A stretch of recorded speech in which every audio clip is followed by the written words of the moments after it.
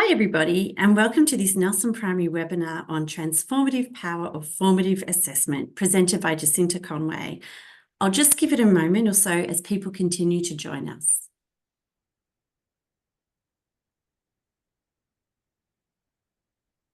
All right, well, welcome again and welcome back to those that joined us earlier this term. My name is Kate McGough and I'm the Head of Primary Portfolios here at Nelson. Thank you for joining us today for the third and final webinar in our Term 2 series on practical teaching strategies to elevate literacy instruction. If you have any questions that come up during the webinar, please pop them into the Q&A and we will have some time for Jacinta to respond to questions at the end of the session. But for any questions that we don't get to, we'll follow up with you following the session. Technical issues, please use the chat function at the bottom of your screen, which my colleague Jasmine will be monitoring throughout the session. And finally, this webinar is being recorded and you will receive a copy of the recording in about a week's time. So I'm very excited to introduce Jacinta Conway. Jacinta is an education consultant and literacy intervention specialist based in Melbourne. She's taught in schools for more than 20 years and is now the Director of Impact Tuition, where she tutors students and coaches teachers to implement evidence-based learning strategies. Jacinta is also teaching at a school in Melbourne. And I'll pass over to you now, Jacinta, and we'll get going. Thanks, Kate, and thanks everyone for joining at the end of what always feels like a long term. We're nearly there. Some of you may be finishing tomorrow and some of you are finishing next week. So let's get started. I'll start by doing an acknowledgement.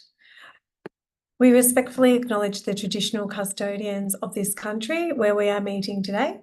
Our webinar today is being held on the lands of the Wurundjeri people, part of the Kulin Nation, and I wish to acknowledge them as the traditional owners. I would like to pay my respects to their elders, past and present, and Aboriginal elders of any other communities who may be here today. I also extend my respect to any Aboriginal or Torres Strait Islander peoples in attendance today. Webinar, it should say session number 3. Oh, I haven't changed the date. So let's move on. We've had our first 2 webinars. The first one was our Mastering Explicit Teaching Practices within Structured Literacy. Then we looked at unravelling text structure, a critical component of structured literacy. And today we're looking at formative assessment. So we're going to discuss today the role of formative assessment. We'll look at a definition and then the role of formative assessment within a system of support. We'll look at how this all fits into our overall teaching strategies to use formative assessment. We'll also look at some practical examples of how to implement formative assessment within a structured literacy block. We'll explore specific techniques and tools that you can use to gather and use assessment data effectively. By the end of this session, you'll have a clear understanding of how to use formative assessments to enhance teaching and improve student learning outcomes. So I've broken this up into the 3 parts. The first part here we're really looking at the big picture of the what and the what of assessment. So first of all, we'll explore how we use assessment to find evidence of learning. Essentially, assessment is about measuring and promoting learning by gathering evidence. This helps us to make informed decisions about how we teach. So first we need to use assessment data to guide our teaching. By looking at the data, we can see where we need to improve our lessons, our teaching and learning. Next, we recognise that students all learn at different rates and levels, so we use assessment within a framework. Some might call this framework a response to intervention. Some may call it MTSS, multi-tiered systems of support. We'll look at a little bit of that today as well. Finally, we'll look at the collaboration of teaching teams, and this is a vital component of assessment because working together lets us share ideas and solve problems more effectively. By working in our teaching teams, we can enhance the effectiveness of our assessments through the actual collection of the data and the decision making, and it helps to support the student outcomes. Best practices in assessment focuses on observable behaviours and skills, not just the scores. This really helps us concentrate on what students can actually do, making our decision more evidence-based. We acknowledge that some students are at various learning stages and use a range of assessments to support this progress. Okay, let's move on. When I first started teaching in the early 2000s, this sheet here that we're looking at was my go-to document for assessment. I still use this because I like to have some things written down and accessible without using a device. However, it's really not my only go-to tool these days. We've come a long way since then, and I've now come to use a repertoire of data collecting practices that support formative assessment to be as on point as possible. So here are some examples of big picture types of data. What we've got here, if I go in and zoom in a little bit, you can see that I've taken the Nelson Decodable Readers phonics scope and sequence, and I've popped it across on a spreadsheet. And then you've got the student names going down the side. And this is one example of how I might collect data on which speech sounds and graphemes that the students can say. And then I would then use this data to inform my daily practice as a formative tool to continually assess. On the next page, we've got more of the same, the next setup. Oh, actually, no, this is the same one again. And I'm just like making a point here that the formative assessment might be selecting the graphemes that need more teaching. And also I might be planning some mini whiteboard tasks or check for understanding questions. Another way that I can take this same data here, instead of doing the whole class, I might use it this way, where this time the graphemes go down the column, and across here I've got dates. And that means I'm using it more for an individual progress monitoring tool so that I can track the progress of individual students who need more progress monitoring than most of the children. Here I've got spelling, look similar again, and you can see that I've got high frequency words going across the top. This is data that's more realistic. I kind of made this data up just to show you what you could be doing because it's a new product with the graphemes and the scope and sequence to align with the decodables. But this one here is one that I used many years ago in a school where they were using the magic 100 words as a high frequency words, and you can see here that it has been introduced and taught systematically and sequentially. So that's why almost all of these words can be read and spelled. But as we get into here, we're really at a point now where we have got a few students who are finding it difficult, and there's some definite words there that I might be bringing in for my daily reviews, and I might just pick 2 or 3 words here, target them for a few weeks, and then realign this progress monitoring spreadsheet. School-wide, as far as school-wide and looking at the big picture, this is an annual planner of assessments for structured literacy. So I've got down the side here, you can see I've got speaking and listening, phonemic awareness and phonological awareness, systematic phonics and decoding, vocab, fluency and comprehension assessments and handwriting. And I'm starting to map them across the year as to where they might be taught. This is a different form of data collection that's necessary to determine the formative assessment techniques that you will be implementing at the class level. So they align with the pedagogical practices that align with structured literacy. So you can see that the big 5 are here, which links us back to the structured literacy icon that we looked at in the very first webinar. Here is another form of school-wide assessment. Now, this one here is from the Acadience program, but it also shows you here how assessments are implemented across the school at certain points in time. And you've got the age or the year groups across the bottom. I'll come back to this one shortly. So let's have a look at some assessment terms and distinguish the difference between these terms so that we can be clear as to what formative assessment is and what it is not. So I will start with screening. Screening is a process used in educational settings to identify students who may be at risk of poor learning outcomes or behavioural difficulties. It involves the use of brief assessments that are administered to all students at regular intervals, typically multiple times throughout the year. So I've deliberately used a temperature here because it's almost like a temperature check to make sure, because that's a very typical screening tool that is used in the medical field. If you go to the doctor, one of the first things they do now is they take your temperature because they're screening to see if there's anything else that they might need to investigate.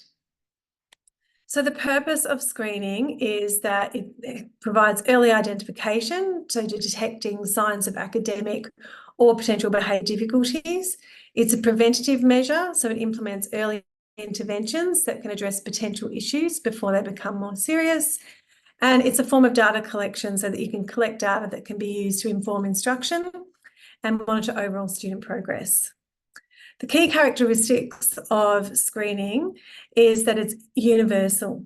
It means that it's administered to all students within a particular grade or school. It's brief and consists of short assessments that can be administered very quickly and easily scored. It's frequent, so it's done multiple times a year, for example, beginning, middle and end, to monitor the changes and trends over time. And the example tools is like the one I just showed you earlier, which was, I'll just click back to this one here. So this is an example of a screening tool. Going to the next one, I want to look at progress monitoring. So progress monitoring is a systematic process used to assess students' academic performance and growth over time. It involves regular and frequent assessments of specific skills or competencies to determine how well students are responding to instruction or interventions. So its purpose is to evaluate effectiveness. Is my teaching working? And are they learning? So that's the first thing. Secondly, it enables you to provide individual instruction. So it provides data that helps you tailor what you need to teach and how you can meet individual needs. And it can also help you set goals. So earlier when I showed you that spreadsheet, going back to the one on the spelling, I might have a goal to say, okay, I've got my whole class at about, just looking at this page, probably 60%. So there's 60% of the way through the 100 words here. So I might say in the next 4 weeks, I want them to be at 65, 70%. So which words can I take from this list to get to my goal, which would in turn make sure that the students get to their goal. So go back to I'm popping backwards and forwards here. Okay. The next part is that we have key characteristics of progress monitoring. So it's regular, so it's conducted on a consistent schedule. Often it can be weekly or bi-weekly. It's targeted, so it focuses on specific skills or areas of need that's been identified through initial screenings or additional assessments. It's responsive, so you're responding to the data from your progress monitoring. And the example tools that I just showed you one where I had the high frequency words, but basically that is a curriculum-based measure. So we're using curriculum-based measuring tools here, which is what we do in teaching. We tend to use those curriculum-based tools to measure what we've actually been teaching rather than going big picture and looking at those standardised assessments like potentially PAT data or other types of standardised assessments. So in summary, screening and progress monitoring are both essential components of multi-tiered systems of support and response to intervention, which I'll discuss next. Screening helps identify students who may need additional support, while progress monitoring tracks the effectiveness of interventions and your teaching as you are teaching and guides instructional decisions. So this is a graphic of a response to intervention or a multi-tiered systems of support. I mentioned earlier that the tools need to be universal, and you can see the word here again at this tier 1 level. We have universal evidence-based practices that are provided for all students. So let's say we've got 80%, everyone's doing structured literacy and that's been implemented on a universal level. So we're anticipating that 80% of students will be learning this at a typical rate of learning at their age and grade level. But there will always be students, but for some reason, it may be in typical schools, there may be 15% who do not learn at that rate. Sometimes that number can be higher depending on the demographic of your school. But you would be still using the same evidence-based approach at Tier 1. So some students might be going into small targeted groups. So it might be a small group targeting certain key components of that data. And once they've got that data, they may then go back in. So what we're doing here is we're increasing the intensity through the frequency and the duration of the time. So they're getting the same instruction here, but we're increasing the frequency of the instruction and also the intensity and duration of the instruction. Okay, the same thing goes if you go to a Tier 3 model. So you're increasing the intensity again, which means that instead of having a small group, it might be 2 children or even 1 child having the one-on-one instruction. And that you're doing the same thing there with your frequency and duration. And then the other thing that we need to keep in mind there is the intensity of the group size. So all of our assessment sits within this framework. And if we've got the right assessments in place, then the formative assessment tools that we use will align to determine what we're looking for from our big picture goals. So now that we can see where everything sits there within our screeners and our progress monitoring tools, and that will give us our baseline measures, we can now start to use and design the formative assessment techniques that we're going to use. So an official definition from the formative assessment, embedded in formative assessment by Dylan William, is that it is encompassing all those activities undertaken by teachers and or their students, which provide information to be used as feedback to modify the teaching and learning activities in which they are engaged in. It's a process used by teachers and students to recognise and respond to student learning in order to enhance that learning during the learning. And it's assessment carried out during the instructional process for the purpose of improving teaching and learning. A key term I know we use in Australian curriculum documentation for as long as I've been a teacher is assessment of learning and as learning and for learning.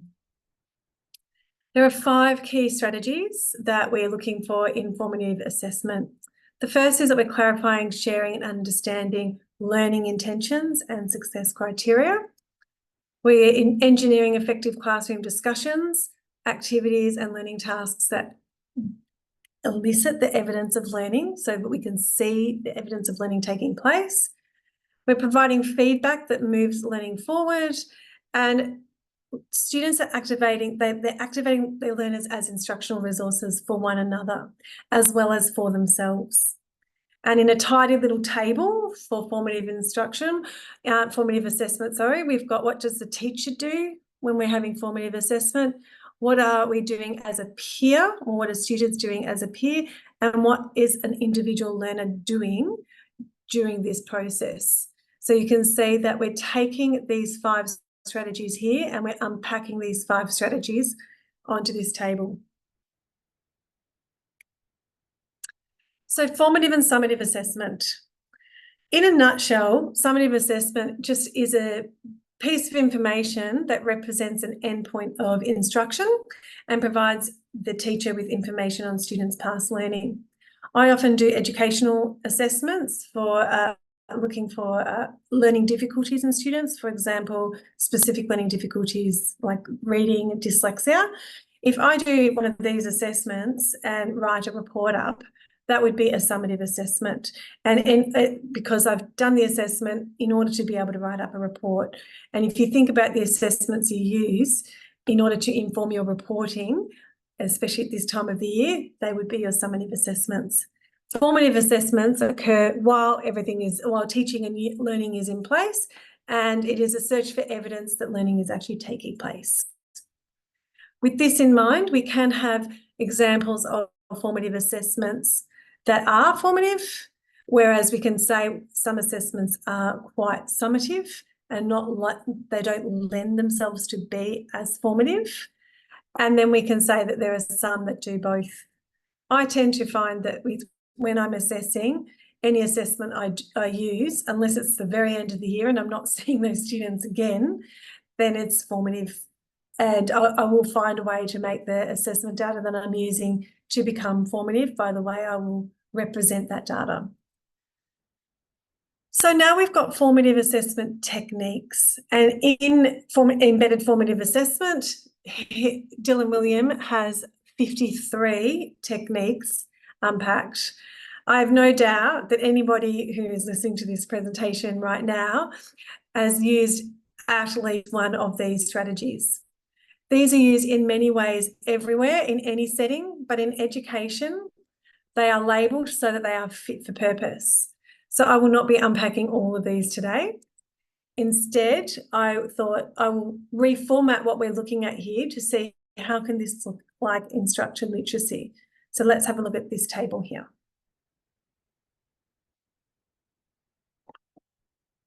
You can see across the top of the table, I've got the components of structured literacy: phonemic and phonological awareness, all the way through to comprehension, and then handwriting, spelling and syntax.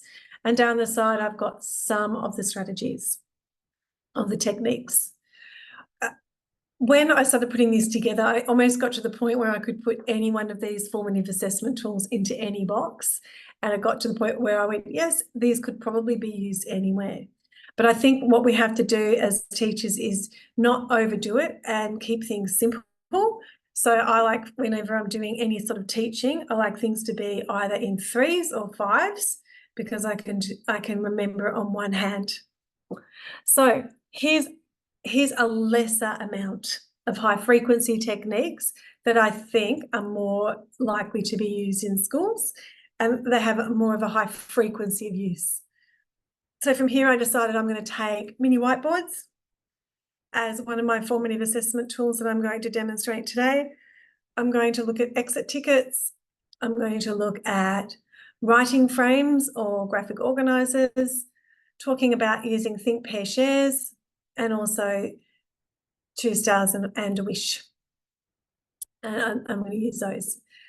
So with that in mind, we've now unpacked in about 20 minutes the first part of this presentation that looks at assessment and defines what formative assessment is. We now want to start looking at that within in practice, in planning, and planning how we will use this in actual practice. So I'm going to share some structured literacy planners with you today. So in the first 2 webinars, I referred to some whole weekly planner structured literacy planners. Today, I've unpacked them from big picture here, which I'm going to show you, right down to quite an extensive list of potential learning objectives that you could do within each component. So you can see here on this planner, it's just got the components of structured literacy and the times that they might be used within a class setting. I would say this is quite big picture, this planner here, and it would align with the whole school instructional model, or what might be called now an instructional playbook, depending on your school and what you're using. It shows you what is going to be taught, but it doesn't tell you how it's going to be taught. So let's look at the next planner. This one's got more detail in it than this one. This is kind of like just the same headings going all the way across. And now I've taken those headings here, popped them in the top here, and then I've unpacked them more. So here, for example, in a Year 1 structured literacy planner, I've got practice reading and writing phonograms or graphemes, depending on which term you use. For decoding and encoding using systematic synthetic phonics, high frequency words and tiered vocab, I've got read, segment, write and blend, high frequency and tiered words. And I've got all my high frequency words written in red here.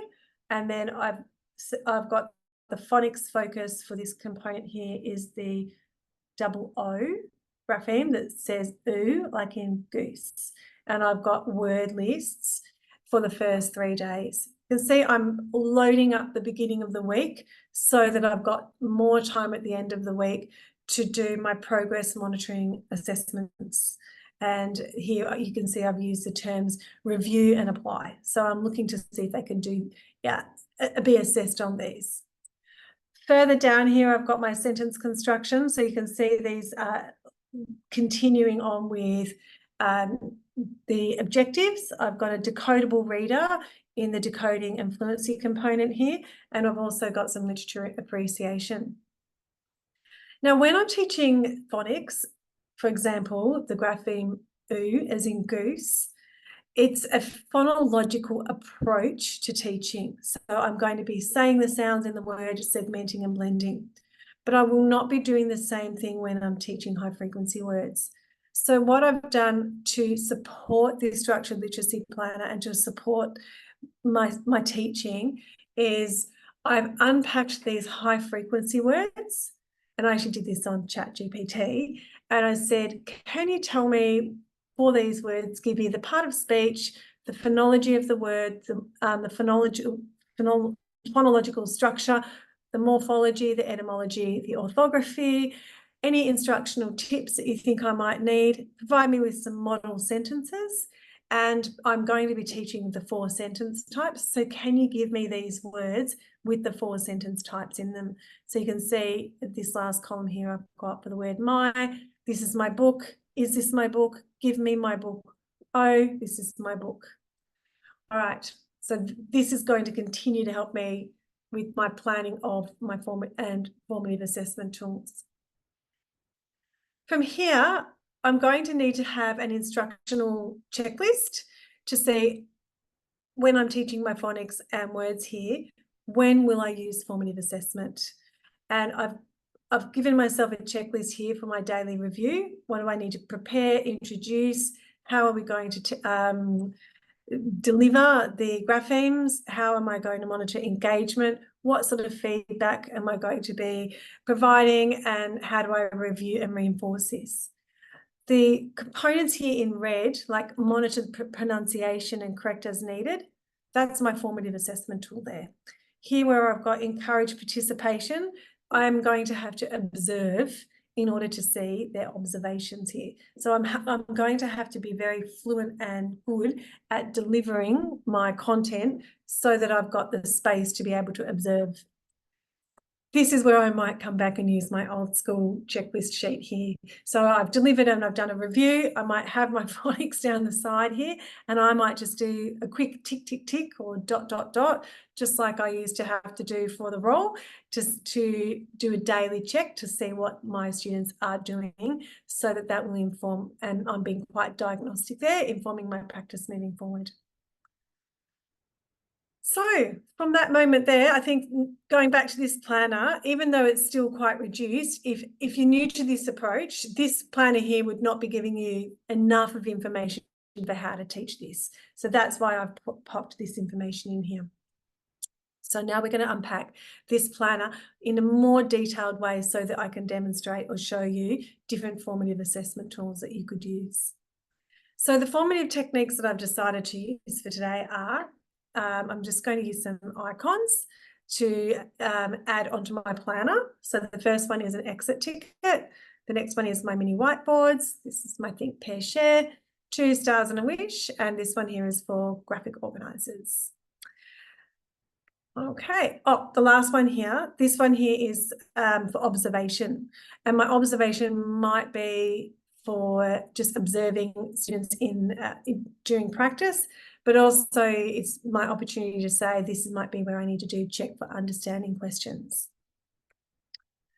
So now I've unpacked my weekly learning objectives here in a lot more detail. So you can see I've got 2 for phonemic awareness. I've got about 10 objectives that I'm unpacking for phonics here. And sentence construction has about 6. There's about 7 here for text structure. 7 for text structure and literary appreciation, which also includes fluency. So there's a lot of objectives there when we're looking at the big picture of our curriculum to say, how are we going to put all of this into structured literacy? And that's where that's come into. I've now taken this weekly planner here. Hang on a minute. This planner here. that we're looking at, and I've broken it down into much smaller components. I'm not recommending that you do this for every week, but it is something that you might do as a team while you're developing your practices to make sure that you're all delivering with continuity. So let's have a look at one here. I'm in year 1. I've got my phonemic and phonological awareness and systematic synthetic phonics objectives. And here it's got that I want to be making sure that the students can rhyme words with the same middle sound. So sad, mad, bed, red, hand, sand, will and hill. And I've got 3 words here: tin, tan, ran, bed, top, red. So that's it, which ones rhyme and do not rhyme. So I might use an exit ticket for that. So I'm going to click on my exit ticket. Can I go back to a normal arrow? Just a sec. Oops, a daisy. Yeah, I'm going to click on this exit ticket here. Oh, whoops. And I'm going to show you a formative assessment for that exit ticket. So that would look like this one here. Oops, a daisy, this one. So I've taken the words from, for example, here, sad, and it says here, yeah, I'll just go in a bit so it's easier for you to read. Circle the words that rhyme with sad, or circle the words that rhyme with mug, or here, circle the words that rhyme with wig, hand, or bed. And the whole point of this is it's kind of on the board just near the door on the way out. And as students line up to leave for recess or lunch, I might, after teaching this, formatively assess them by just asking them a question, and they could just circle or tap on the way out the door. I might do the same thing with phonics if I've got a new phonic that I've introduced, but I find having an exit ticket for a very, very quick question, it gives me the opportunity to ask a very quick question to every single child nearly every single day, which gives me more opportunity to check their learning and stay on track. Okay, so that will take me back to, and here I've got for phonics review, I might be asking them to do some handwriting. So this is, I could be doing whiteboards here, but I would prefer when I'm teaching, for example, the oo sound, going into phonics, I might be wanting to model the actual handwriting. I know I could use a PowerPoint and I could put the words straight up, but modeling the actual handwriting, which I've learned how to do on a PowerPoint. You don't have to be this fancy, but the point of this is to say that it's really important to model the handwriting so that it becomes an expectation that we're mindful of this. Okay, so I might start by asking them to do it this way, where I'm modeling it, then they do. Students can then complete their handwriting and then they can self and peer review their own handwriting and check for understanding with each other to make sure that they've reached an objective. For example, here where it says all letters are sitting on the baseline. Okay, back to the planner and looking at another component here. Okay, so we've looked at the rhyming and we've looked at the phonics. So saying and writing the phonics, and that's been done on paper in that situation. I might first get them to use whiteboards, but maybe I might get them to use the whiteboards or the mini whiteboards instead of for the actual phonics like I've shown here. I might get them to do it for high frequency words, and that way I'm checking words that I've quite often misspelled. For example, anyone who's taught in the lower years knows that this can take much longer to learn than phonically regular words.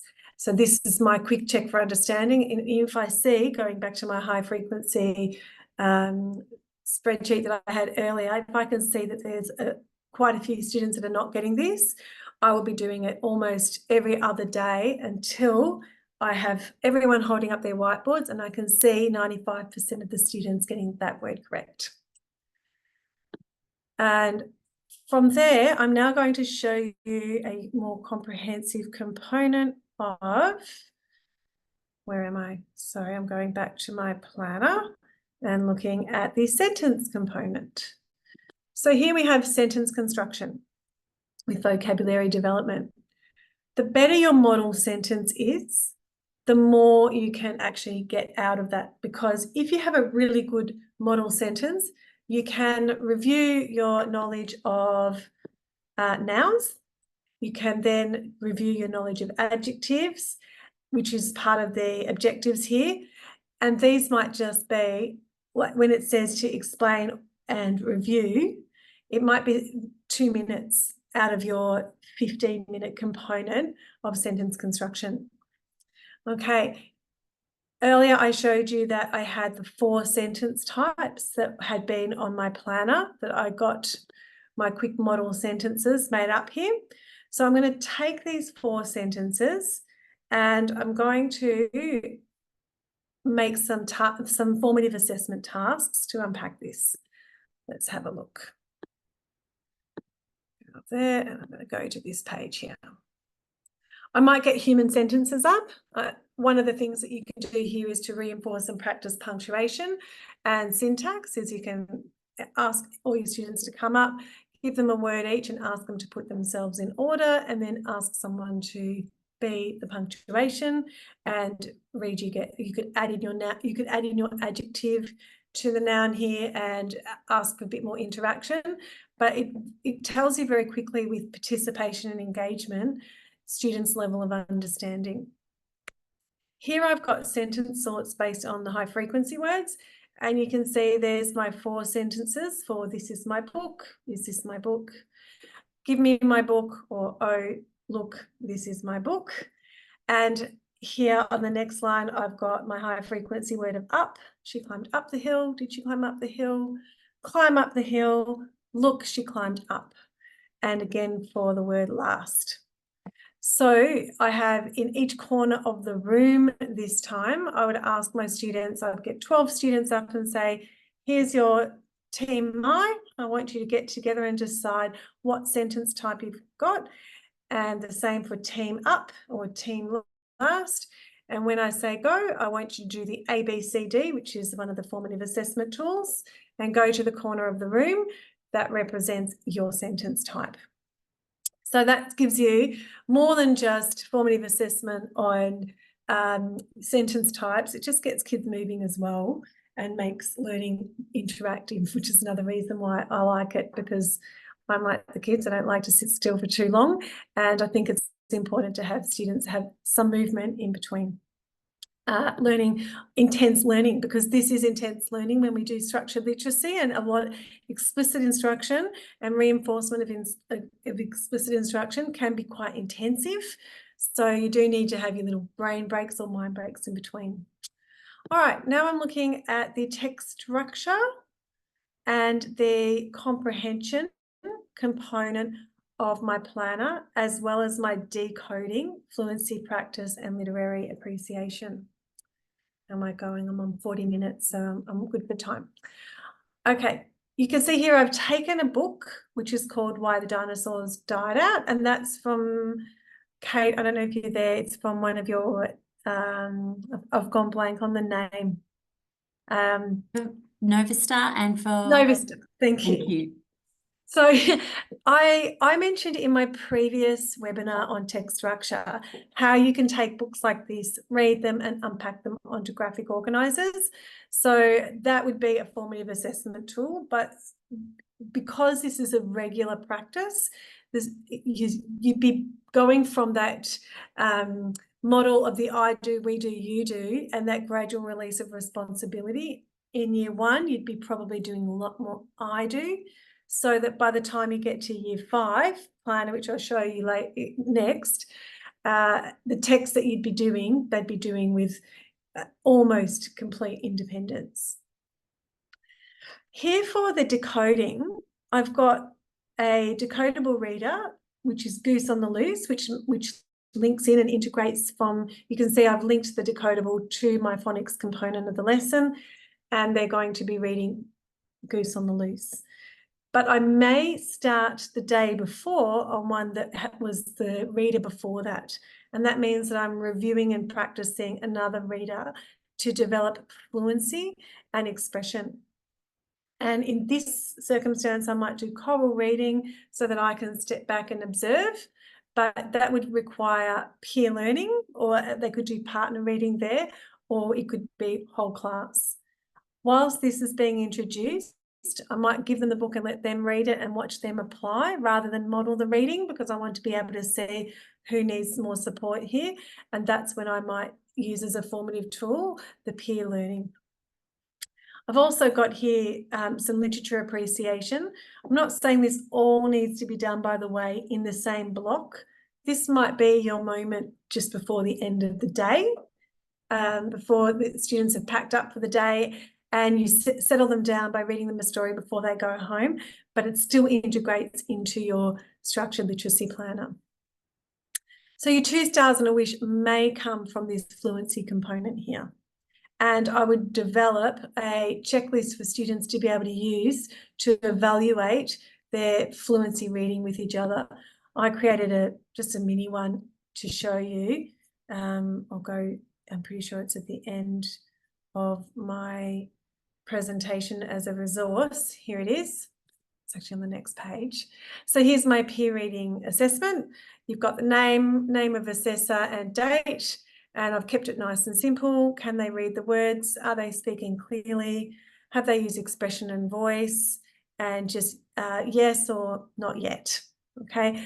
And I would develop that to be something that you would build up throughout the year. So if I was introducing fluency at the beginning of year 1, this might be a peer assessment that I might introduce maybe towards the end of term 2 or beginning of year 3, when all my other routines are very well established. So that unpacks formative assessment in a year 1 planner.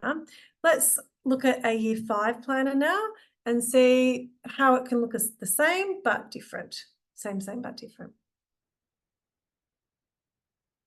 If you look at the phonics here, I've got less phonics as a focus, but I have got here the RH as in the word rhyme, rhythm or rhythmic, and the SC like in the word science, scientific and scientists, may be explicitly taught and unpacked.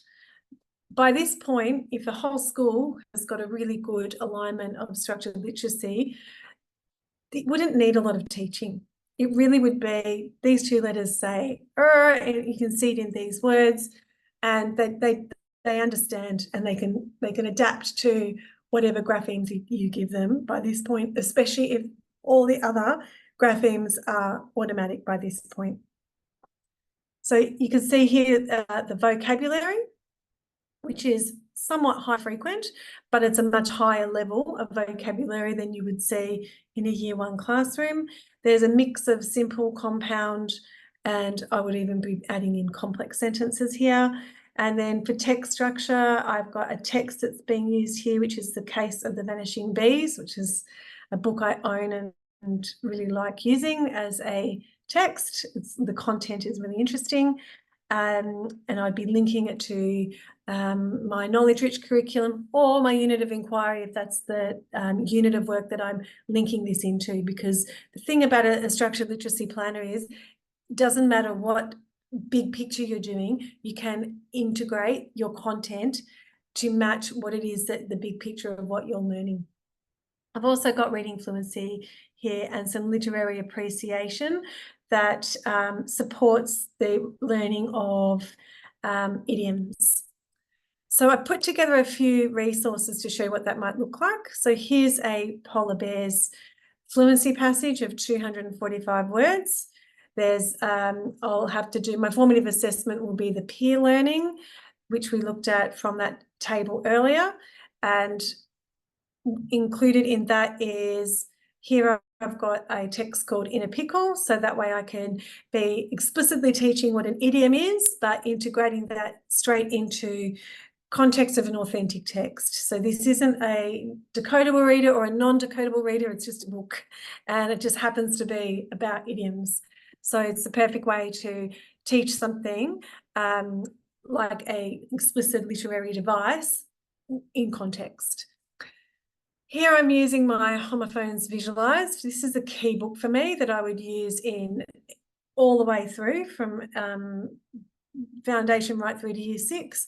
And it would be something that I'd keep returning to because it's got so many great visuals for homophones, but which originally was just a website which turned into a book. But it's a great way to go back to and then use for sentence construction. And this is the text for the case of the vanishing bees, so that you can see the resources that would support the structured literacy planner from here. Just like from earlier, where we had the extended objectives, there are extended objectives here for word study. Now, word study would really be your spelling, your component of phonics. So this time it says practice reading 30 phonics as fast as you can, maybe write 20 down as a quick handwriting review, do your high frequency spelling words and any topic words that you need to reinforce, analyze words that are more challenging. And I might be picking a word from this list to say, let's look at this word for meaning to unpack in sentence construction. Again, this isn't a planning webinar, but I'm showing you this so that you can see how it links to the formative assessment tool. So we have our sentence construction objectives. We also have our reading objectives, and there's also some paired reading and fluency objectives to link into the Year 5 planner. What you can see though is the difference in complexity of the objectives. So if we are looking at sentence construction, for example, here we might be learning how to use ing words at the beginning of a sentence, which is called a gerund. So that would be like, instead of saying she is standing still, it might be standing at the edge of the cliff, comma, whatever that sentence might be. Okay, so with that in mind, now let's look at what that would look like if we were doing formative assessment on that planner. So going back to the structured literacy planner here, essentially you'd be using those same formative assessment tools that I decided to unpack from earlier, which were these ones here. I can use exit tickets, mini whiteboards, think, pair, share, and this, I would also use this for shared reading, and also my 2 stars and a wish. And I'd be looking at this and also my graphic organizer. So if I've got my same 5, I can implement these formative assessment techniques right throughout the school. And I might say, I'm going to use my 2 stars and a wish as part of my text structure and writing composition. I'm going to also use my graphic organizers in this component as well. My mini whiteboards are going to be used for introducing any new spellings. Up the top here, my exit tickets might be a component here of a difficult spelling word, and it might just be that they come up with a post-it note and they post-it note their spelling on the way out the door. I wouldn't be asking them to spell these words letter by letter out the door for all of these words. I'd probably be wanting them to write it down and hand it to me. Or I might give them all a word each and ask them to organise the words on my exit ticket wall in alignment maybe with a spelling rule or a grapheme or a morphological relationship. Like here I've got science, scientific and scientists, or I've got rhyme and rhythmic. So I might pick a component of language there. Okay, where are we at now? We're nearly at the 50-minute mark. So I will just come to the end here of this presentation and just conclude by wrapping up what we've covered so far so that we have time for questions. So what have we looked at today? We've looked at understanding assessment within a framework, a school-wide multi-tiered system of support, and what assessments need to be used and when. When we end up using the formative assessments, it's really the day-to-day classroom lessons, what techniques and strategies I'm going to use, how can I plan those within a structured literacy planner, and what are my high frequency techniques that I'm going to select from those techniques so that I can implement them to form mastery so that we get the fastest rate of learning, and learning is as efficient as it possibly can. So with that in mind, thank you for your attention and participation, and thank you for your attendance, especially anyone who's managed to do all three. Thank you again. I appreciate your commitment to our 3-part webinar series and your dedication to enhancing literacy instruction by using formative assessment. I'd like to now open the floor to any questions that anybody may have, and feel free to ask about anything from today's presentation that you have. Thank you very much. Well, thank you so much, Jacinta. That was like just under an hour of power, really, around assessment and structured literacy. So, and I think there's so much to digest there. And I was thinking actually to myself of questions as you were going through, but how can this all be integrated within a structured literacy block? But you've just sort of covered that. I answered it. You answered it. You've covered it so beautifully. I think everyone. I'm sure there will be questions. Yeah, digesting all that content at the moment. But I was thinking, you know, in amongst that busy day, like trying to sort of integrate it into the block really breaks down those challenges and barriers to implementing formative assessment, and how you can overcome them. So that was just fantastic. I will say I wasn't able to do this for the first 5 to 10 years of my teaching. It took a long time, but the language of structured literacy wasn't around then either. But I did do 3 or 4 years of just inquiry-based teaching. Then when I went to the UK, I only did explicit instruction. And I think that having that intensity of one way to another has made me be able to see how you can integrate and fit these components of structured literacy any way you need to do it for how it fits into your school. That's fantastic. Well, I think what we can do is let everybody get on with their day. And thank you to everyone for joining us across this series of webinars. We hope you found them really useful. And keep an eye out for more webinars coming up through term 3. And thank you for joining us, and have a lovely evening. Thank you. Thanks so much.